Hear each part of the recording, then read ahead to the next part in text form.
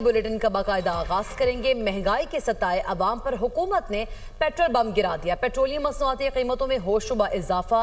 Petrol की कीमत 4 रुपए 7 पैसे फी लीटर बढ़ गई। नई कीमत 268 रुपए 68 पैसे फी लीटर मुकर्रर। डीजल की कीमत भी 4 रुपए 4 पैसे फी लीटर बढ़ा दी गई। डीजल की नई कीमत 276 रुपए 81 पैसे हो गई। वफाकी वजारत खजाना ने पेट्रोलियम मसनूआत में इजाफे का नोटिफिकेशन जारी कर दिया है।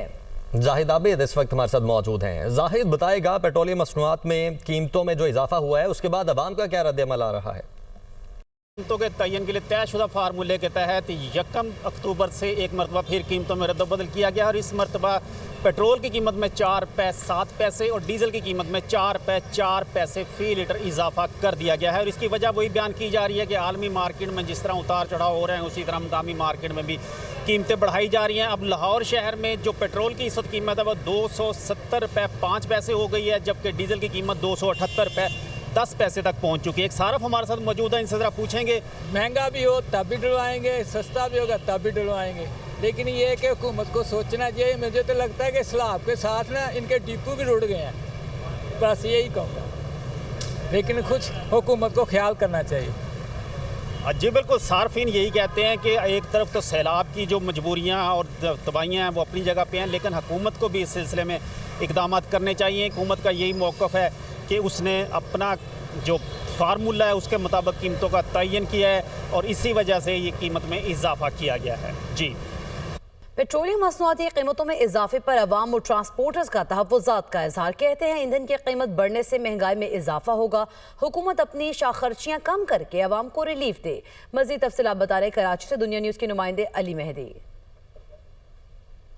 जी बिल्कुल, पेट्रोलियम मसनूआत की कीमतों में आज 1 अक्टूबर से 4 रुपये तक का इजाफा कर दिया गया है। पेट्रोल की कीमत 4 रुपये 7 पैसे जबकि डीजल की कीमत 4 रुपये 4 पैसे बढ़ा दी गई है, जिस पर शहरी, ताजिर बरादरी और ट्रांसपोर्टर्स तमाम तबकात जो हैं शदीद तहफ़्फ़ुज़ात का इज़हार कर रहे हैं। हमारे साथ कुछ शहरी मौजूद भी हैं, इनसे भी हम बात करते हैं। दलालत है हुकूमत की, और क्या है, गरीबों के ऊपर और बोझ डालना। वैसे इतनी महंगाई है और पेट्रोल और बढ़ा दिया इन लोगों ने। पेट्रोल से ही सारी चीज़ों का जो है ना हिसाब किताब चलता है। अब आप देख लें, पेट्रोल बढ़ेगा तो सबको बहाना मिल जाएगा, हर आदमी जो कहेगा कि पेट्रोल बढ़ गया, हर चीज़ आदमी अपना रेट बढ़ाएगा। और वो बात है, गरीब तबका वो कहाँ तक पूरा करेगा? सैलरीज तो वो एक ही जगह खड़ी हुई होती है, एक्सपेंसिव इतने बढ़ते जा रहे होते हैं। जी, आपने शहरियों की गुफ्तगू सुनी। इस वक्त जो है हालिया इजाफे के नतीजे में पेट्रोल की कीमत जो है 268.68 रुपये पर पहुँच गई है, जिस पर शहरी जो है तहफ़्फ़ुज़ात का इज़हार कर रहे हैं। जी, IMF शर्त पर आज से 5 साल से जायद पुरानी गाड़ी के इंपोर्ट की इजाज़त। 5 साल से जायद पुरानी गाड़ियों की कमर्शियल इंपोर्ट की इजाज़त दे दी गई। नोटिफिकेशन के मुताबिक 5 साल से जायद पुरानी गाड़ियों के इंपोर्ट के लिए इंपोर्ट पॉलिसी ऑर्डर में तरमीम की गई है। इसी पर बात करेंगे। मुदस्सिर अली राना हमारे साथ मौजूद हैं। मुदस्सिर, बताइएगा, इंपोर्ट पॉलिसी ऑर्डर में क्या तरमीम की गई है?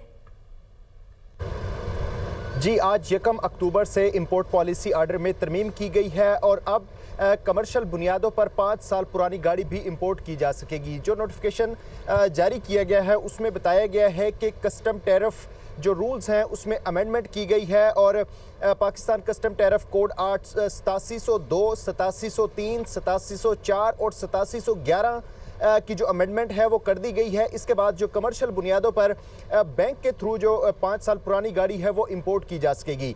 ये IMF की शर्त थी और IMF की जानिब से ये मुतालबा किया गया था, जो कि स्ट्रक्चरल बेंचमार्क में शामिल था कि 3 साल से बढ़ाकर 5 साल तक की जो पुरानी गाड़ियां हैं इसको इंपोर्ट करने की इजाज़त दी जाए। अब इस शर्त पर आज से अमल दरामद शुरू हो गया है। साथ में ये भी बताया जा रहा है कि जब रवां माली साल 2025-26 का इख्तिताम होगा 30 जून को और 1 जुलाई 2027 माली साल का आगाज़ होगा, तो उसके बाद 5 साल से भी ज़ायद पुरानी गाड़ियाँ इंपोर्ट करने की इजाज़त होगी।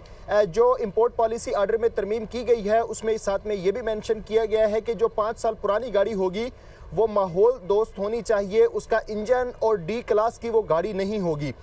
इंजन माहौल के मुताबिक बिल्कुल तंदुरुस्त और तवाना होना चाहिए, एक्सीडेंटल गाड़ी ना हो और ग्रेड 4 से अबव की गाड़ी ना हो। साथ में जो IMF की शर्त है उसको अब ये भी पूरा कर दिया गया है कि इस पर जो कस्टम ड्यूटी है वो एडिशनल 40% आयद कर दी गई है।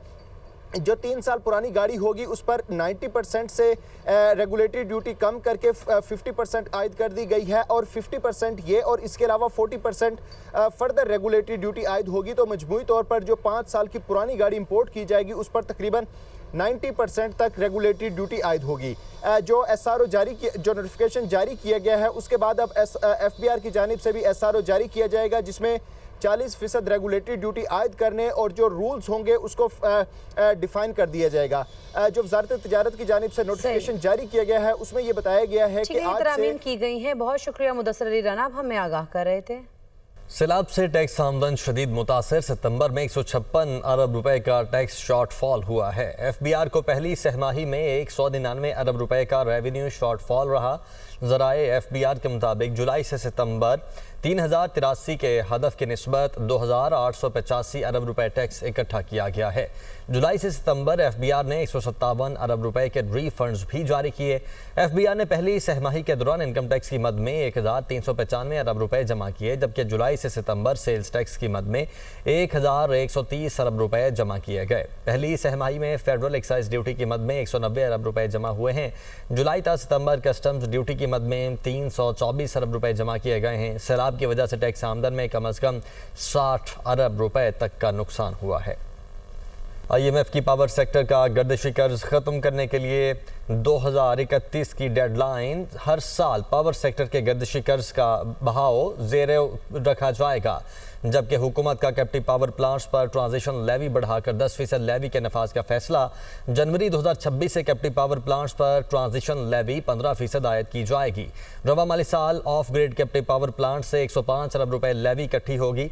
IMF वफ्द को GDP हदफ हासिल न होने पर ब्रीफिंग दी गई। हालिया सैलाब के बायस मुल्क की मईशत को 370 अरब रुपए का मुआशी नुकसान पहुंचा। सैलाब के बायस रवा माली साल के लिए मुआशी शरह-ए-नमू का हदफ 3.9% हो सकता है।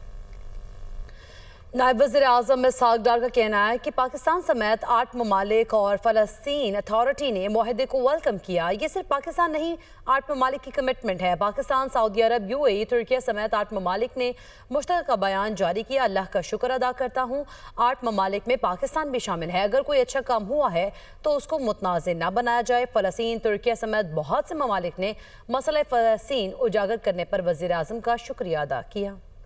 पैलेस्टीनियन अथॉरिटी है, स्टेट ऑफ पैलेस्टीन, जिसके लिए हम सब कोशिश कर रहे हैं, जिसके लिए जिनको सपोर्ट के लिए हम ये सारा काम कर रहे हैं, जहां के रहने वालों के लिए कर रहे हैं, उन्होंने भी इसको वेलकम किया है। ये 8 मुल्कों की कमिटमेंट है, ये 8 मुल्कों की जॉइंट स्टेटमेंट है और मैं कॉम्प्लीमेंट करता हूं। मैंने आज ट्वीट के दिया अपने दूसरे जो साथी हैं फॉरेन मिनिस्टर्स, उनको मैंने शुक्रिया अदा किया। I know The mill we have been through last week. अगर कोई अच्छा काम है तो उसको आप मेहरबानी करके कंट्रोवर्शियल ना बनाएं।